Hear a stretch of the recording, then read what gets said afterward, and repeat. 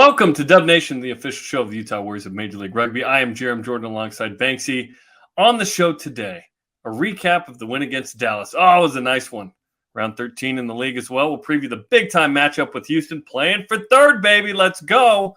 And the other matchups in round 14 around the league. We'll talk to Connor McLeod, who had the fastest hat trick in MLR history. What a game he had. What a season he's had. We'll chat with him. Banksy's rugby rant. Can't wait to hear what's in store there. Plus, Utah Warriors among the USA selections. We'll tell you who made the cut. Three new dudes, three guys who have been there before. Plus, Shaq at the MLR final. What's that all about? And a new signing with the props. But we go to the Dallas recap first, a 36-26 win. It started early, Banksy. Connor McLeod got on the board for the first of three tries in the 7th minute. Great use of space from the nine, just classic trailing line in support, ready to be there if he needed to reset, and in this case, score early in beautiful conditions. He would be very familiar with this spot on the field because 2 minutes later, he would dot it between the posts again. It's 14-0. And again, guys, if you're teaching a nine at any level how to play the game, watch this series of plays. He's just in an incredible position to support at every stage of the buildup here, and it's just fantastic work and the work rate from Connor McLeod. Joe Mano sees 2 tries scored that he wasn't, dotting it down for, so he gets involved in the third one. 21-0 for Joe, who wasn't done either. And it was great work from Joe because it was almost the same buildup of plays in back-to-back situations with the scrum. Didn't have enough space on the first set. Ran almost exactly the same play, and he had all day on the outside on the finish for the second one. Okay, 8 minutes later, Connor McLeod scores his third try. Again, this is a bunch of stuff here. It's the game-winning score. We don't know it at the moment. It's the hat trick. It's the 5th hat trick in team history. And in 18 minutes and 25 seconds, it is the fastest hat trick in MLR history. This was a special moment. Well, and the game after this would deteriorate as well as the conditions here. So the Warriors had to get on the ball early, and it was really that leadership core and the playmakers. Tip of the hat to Caleb Makani as well, who was involved in every single one of these buildups for all of these scores to get the Warriors on board early and often. And, Connor will probably tell you, full credit to the boys. I was just in the right place to finish it all. Bollocks, bud. You earned it by running the good lines. First Bollocks reference on the show, which is great. At this point, it's 28-0. I'm thinking Utah's pacing for 100 at this point. It would not get to 100 because in the 21st minute, Thomas Tuival got a yellow, and Dallas took advantage with 2 tries, Nico Revo and Akomoroni. So now it's a game, right? It's 28-14. Joe Hodgson makes a penalty goal to make it 31-14. In the second half, Juan Pablo Seis scores to make it 31-19. And at this point, it's a game. But then in the 53rd minute, one of the greatest kicks we've seen this season, Caleb Makani with a fantastic 50-22. And the weather has become a factor now at the half. It's rained, the conditions were wet, and the steady boot of both Hodgson and Makani, either one of them gets it, a low driving kick for incredible position with that 50-22. Then we have another yellow, this time on Tomas Milanos, not wrapping up in a tackle. So Utah 2 minutes later scores. Joe Mano again, second try, 36-19 now. And really, is this a race to see who can get to 20 for the Utah Warriors? Because Lance Williams has that work rate as one of the original crew of this team. But Joe Mano has come on, and just every game he plays in, he scores 1 or 2. He's just an incredible finishing machine. It was Joe Mano's 18th career try, which is the most in Warriors history passing Lance Williams. Now, Lance Williams scored 2 in the next match against Houston and take that spot again. So that'll be fun to watch. 68th minute, Juan Pablo Seis scores another try. Utah goes on to win 36-26. After the match, bit of a scuffle.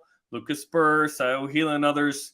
Up to this point, we have not had anyone with any incident mentioned by the league. Do you think it's just all good? Both teams just move on at this point?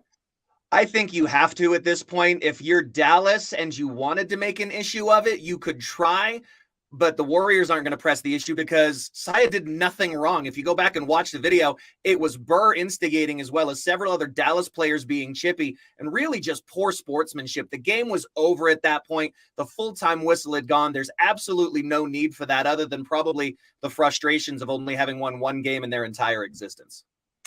Yeah, nobody slapped anybody, so that was the good news. MLR first 15, 3 dudes from the Warriors. Connor McLeod, of course, with the 3 tries. Joe Mono at 11 on the wing with 2 tries, almost 100 meters running that. And as you mentioned, Caleb Makini was tremendous in this with the 50-22, 7 defenders beaten, and 131 meters run.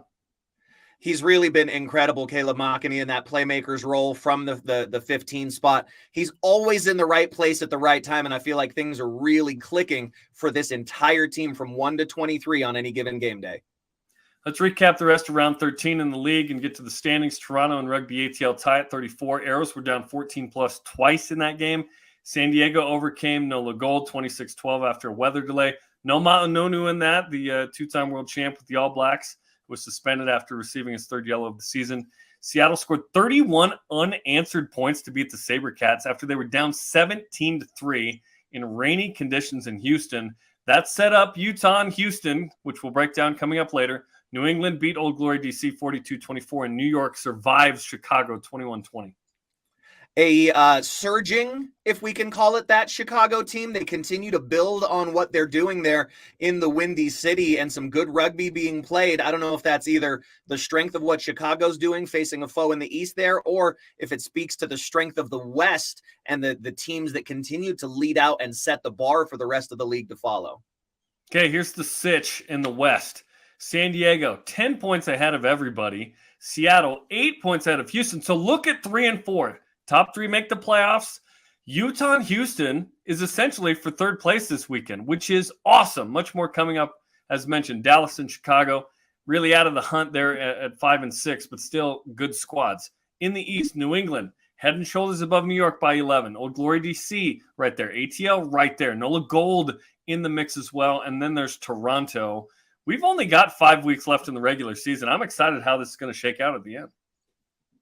I think in the West, you got to assume that San Diego and Seattle are going to close out and take that 1 and 2 spot, all to play for this week at Zions Bank Stadium with just 3 points separating Houston and Utah. So it is as must win a game for this Utah Warriors team to control their own destiny. In the East, there's New England Free Jacks and everybody else, because you're talking over a 2-game stretch. NOLA could find themselves in the 2 spot, so still with striking distance, and they were a very good team early in this season. A lot to play for with 5 weeks left in Major League Rugby.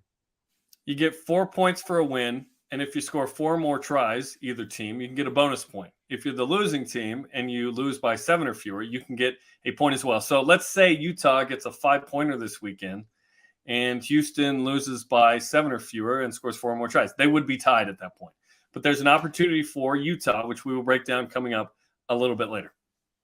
The first thing you got to do is make sure you take care of home field, right, and get the win. One of the biggest factors in that for these Warriors is Dub Nation being in the stands. So we need to sell out Zions Bank Stadium. We need everybody in the 4 stripes. We need everybody in their red and black. Bring your vocal cords and get loud for the boys. Get your ticket for this home game this weekend, May 20th, Utah versus Houston, Zions Bank Stadium. Go to warriorsrugby.com. That's warriorsrugby.com and get your tickets now.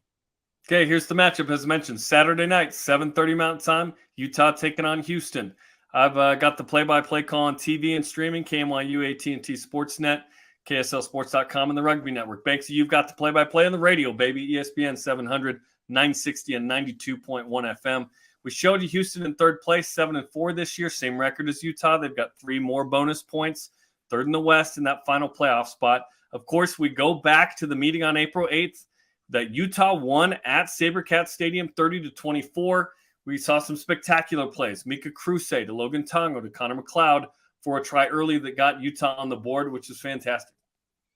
And it was really exciting, this try, and it's good to see the emergence of Logan Tongo as a real threat on the opposite side of the field from Joe Mono. He's getting more and more involved and bringing more and more physicality, as well as now a turn of pace with his good hands in the run of play. Before the half, McLeod to Caleb Makini for another try to go up 17-10. In fact, Utah led by as much as 30-10. Furious comeback by Houston. 5 minutes left. They scored 2 tries with 2 minutes left. It's a 30-24 game. Houston gets to within 2 meters. This is 2 minutes into extra time, and Utah drove Damakina into touch for the win. This was a dramatic finish. Desperation moments right at the end. And when it literally came down to inches and when it mattered most, the Utah defense showed up. It's going to take a better effort this week to beat this Utah team because they are coming in with, I think, a little better form than what the Houston SaberCats have and the advantage of the fortress that is Zions Bank Stadium. The Warriors are going to have to play a full 80-minute complete match, much the way they did, I believe, against San Diego, but this time come out on the right side of the scoreboard to be in control of their own destiny and grab that third spot as we head down the stretch. Only team to beat the Legion, as you mentioned, and have lost. Houston's lost 2 in a row, 3 of the last 5 after a strong start at 5-1. A couple of players to watch in this one. David Kutza, the fly half, 110 points. That's first in MLR, 6 tries. That's tied for first on the team with Christian Dyer, a center who plays a ton, 4th in minutes played. Don McKean is second on the team in meters run. And then Nathan Denhote, really good lock. He is first in the league and first and second to rivals at the breakdown. You got to be pretty proud of that 10, 12, 13 combo if they're the Houston SaberCats. That's the good news for them. The bad news is you're coming up against maybe the best 10, 12, 13 defense in all of Major League Rugby. And it doesn't matter if it's Mika Cruze, Tyler Fisher, Calvin Whiting. Put any of our centers in there. Even credit to Masi Tonga getting the physicality done last week against Dallas. So it's going to take another full defensive effort from those centers to shut down the scoreability of this Houston SaberCats team, who can play just as well sideline to sideline. And then the forward pack has to manage the breakdown, and that's where Nathan Denhote comes in for Houston. Can you minimize his influence in shifting and slowing down the ball and maximize your quick recycle on your own to maintain possession and get the ball into that very deadly Utah backline? Other games in round 14 around the league, we got a Thursday night matchup between Toronto and Old Glory DC. Rugby ATL takes on Dallas early on Saturday. Utah and Houston is mentioned. Then after that, Seattle and Chicago. And then on Sunday, of course, New England taking on NOLA. Lots of exciting rugby all over the pitch. And if you want to get to Zions Bank Stadium and make the most of your experience at the game, there's a new French market coming to the West Lot in front of the ticket office with over 30 different vendors out there, lots of different activities, live music, incredible scenes out here for what is going to be an open air market to grab you some goodies. And of course, the latest in Utah Warriors gear. Make sure you show up to the French market May 20th, 3 p.m. to 9 p.m. all the way through the game at Zions Bank Stadium. Be there. Get more at warriorsrugby.com. Hey, the homies in Toulouse can teach us how to run this, right? Since we have the connection there. All right, let's welcome in our guest today, Mr. Hat-Trick himself, the fastest in MLR history. He is Connor McLeod, Utah Warriors scrum half. Connor, thanks for being on the show and congratulations on a hat-trick last week, man. Hey, guys. Thanks very much. Good to be here. What was it like to score 3 tries that quickly? Had you ever done anything like that in your life? No, I haven't. I don't score too many tries usually, so yeah, it was pretty cool. I enjoyed it, yeah. How much of a factor was the mustache in your ability to be in the right place at the right time? I think that's massive, mate. I'll keep it going. It's been a while to grow it out. So there's 1 hair for every try you've scored in your life up there, I think, which is pretty much awesome. 6. Okay, to jump out that quickly, Connor, what was the best thing about that? And then what was hard about trying to maintain that? Because when you're up 28-0, 19 minutes in, obviously it's hard to keep the pedal down, which kind of happened in that match. Yeah, it was a bit of an interesting one, because I don't know if it was mental or whatever, but we wanted to start well, wanted to start fast in that game, and we did, which was good. I think we just did the simple things well early on, and the rest took care of itself. And then sort of the momentum shifted a bit through our mistakes. So they got their tails up, and credit to them, they're a pretty good outfit. So they scored their tries, and yeah, it was sort of most of the rest of the game was a bit like that. It was just momentum shifts, which we've struggled to absorb at times. So a few learnings.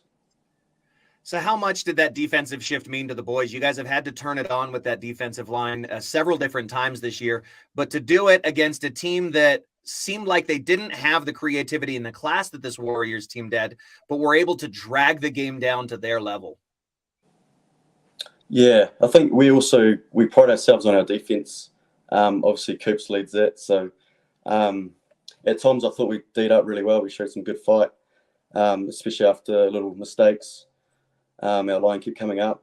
But I think around the offload space, they showed a bit of razzle there, and we struggled to keep up, which led to a few tries. So, yeah, like I said, the D, it's a lot. It means a lot to us. So, yeah, there'll be a few changes this week. Big game with Houston, as you alluded to. If you win and they come out with no points or bonus point, you can be in third place. You can be in that third playoff spot. What does it mean to sort of control your own destiny starting this Saturday with 5 games to go? Yeah, too right. It's in our hands. We're pretty close on the table, us in Houston. So it's going to be a big game this weekend. They'll be pretty fired up after last weekend's result. And also when we played them last time. So we're expecting them to come pretty hard, which is good. We love that. We love playing at home. So there's a bit of a buzz around the team, and we're excited. Talk about the difference that makes for those boys when you run out of that tunnel in front of Zions Bank Stadium. I mean, 3,700 to 4,500 people in there just packed, and it's all red and black for you boys. Yeah, well, if you manage to get through the smoke machine first, it's a good start. You sort of got to hold the person in front of you sometimes.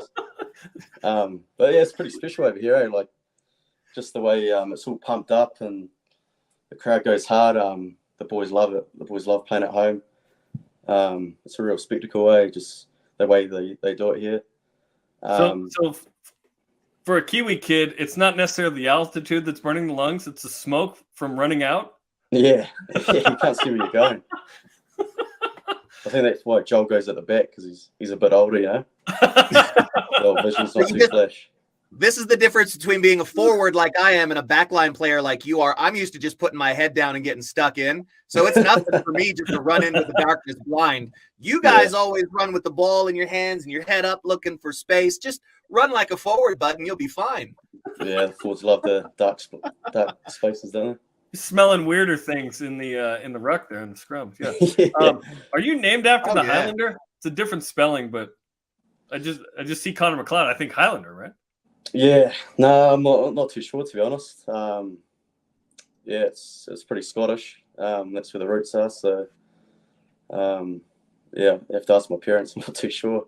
I haven't actually seen the movie, to be honest. So. I'm doing the math on the movie, and I think it times out just about right. Like, maybe Mom was a big Sean Connery fan back in the day. There can be only one.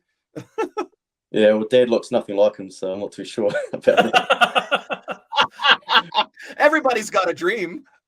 Yeah. Connor, what year were you born? 97. So the Highlander was 86, so that may be a wee bit before your time then. Yeah, a wee bit. Connor, tell us about this season in terms of acclimating to the United States and this team and this group that's super talented and obviously have had some real highs, obviously some frustration, but with 5 weeks left and having been here and having kind of created the culture and we know what the Warriors can be, what has this experience been like for you, and what are you hoping it is the last 2 months of the season here? Yeah, it is. It's exciting. What is it? 5 rounds to go. I think sort of during the season we've had good momentum. We've had some big wins and then we've slipped up. So I think these last 5 rounds really want to get a roll on and put out some good performances. But yeah, I loved it. It's a talented group of players, heaps of different characters, which is awesome. And we love getting out there and playing together. So it's when game day comes around, it's best day of the week. So another big one this weekend. Rugby's rugby, no matter where you are all over the world. And, you've played in a lot of different places. How does the American rugby experience differ from everywhere else you've been? Yeah, I think you get passion everywhere, but there's a lot of passion here. And like I said, even at Zion Bank Stadium, just the way it's pumped up and, they got everything, It's pretty cool as a Kiwi coming over. Which makes game day pretty awesome. But yeah, it's good fun over here. I'm enjoying it. Well, congrats on the success, the hat trick, the fastest in Major League Rugby history, which is just incredible. We look forward to an awesome game Saturday night. Best of luck and thanks for joining the program. Yeah, no worries. Thanks very much. Connor McLeod. He's not named after the Highlander, but yeah, he is playing like the Highlander so far this season. There can be only one. Pre and post game, there can be only one spot for Warriors fans to meet, to gather, and to celebrate, and that is Redemption Bar and Grill. All right, it's the official pre and post game spot and away game watch party spot for these Utah Warriors, just up the road from Zions Bank Stadium in Harriman. Get together with the Warriors Ohana at Redemption Bar and Grill every pre and post game, and check out all the away games at Redemption. Okay, you've been waiting anxiously this entire show for what's next. It is now time for Banksy's Rugby Rant. My rant today is simply this: let them scrum. I get, from a broadcast standpoint and from a fan standpoint, wanting to have the 2 resets on the scrum, but there's a couple key things that aren't happening here. For a team that's really good at scrummaging, like the Utah Warriors, you don't get the chance to punish your opposition with a good scrum the way you do when you get the mandatory second free kick penalty. Also, can we let hookers hook the ball? We need to stop in Major League Rugby this nonsense of just the scrum half feeding the ball straight in past the front row. Make the hookers hook the ball, make your forward scrum, and that's a key part of the traditional side of this game that is missing right now, that I know it's a little bit of the purist in me coming out. I don't care. Force the hookers to hook the ball. Let the dominance of a good forward pack show itself in the scrum. This hard 2-set rule is absolute hot garbage, and it's a rule made by people who've never been in a scrum and don't know the power and the necessity of it in the modern game. That's my rant. That's my 2 cents. I've said my piece. I'll let it go. Banksy's Rugby Rant, bringing it as always. All right, we've got some exciting news. The USA Rugby announces 54-player pool for the upcoming 3-match European Tour in August. We know a few guys in there, previously capped Warriors connections: Angus McClellan, Mika Kruse, Paul Mullen, of course. Shout out to David Ainu, who's been on the program from Stade Toulousain, of course. Very nice. And then the new invitees. Hey, Joe Mano, Thomas Tuivau, and Lance Williams. He's been USA 7s capped. He's going to get the opportunity potentially for the 15s. This is so awesome. I think every single player on this roster is earned it. Gus and Paul are clearly 2 of the best American tight heads in the game, along with David on the loose head side, playing with our Rugby Alliance partner in Toulouse. So full credit to those guys. But the emergence of Joe Mano as arguably the premier winger in the league, maybe with Nate Augsburger right now, Lance Williams and Tommy Tuivau are easily 2 of the most physical, versatile, and agile loose forwards in the modern game for this country, and it's good to see them get the recognition they deserve for their hard work. Yeah, super excited for those guys coming up in August after Utah wins the MLR championship, which is what we hope.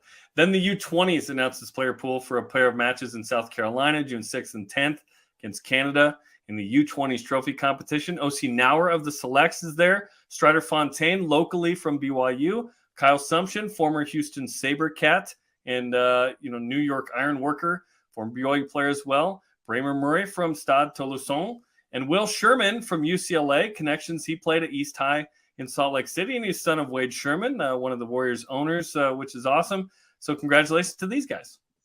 A big part of that commitment of the Utah Warriors to continue to develop talent that are Eagle eligible, as well as have the ability to play rugby at an incredibly high level. I love it, seeing Utah continue to become that epicenter and that pathway to playing internationally for all of those guys.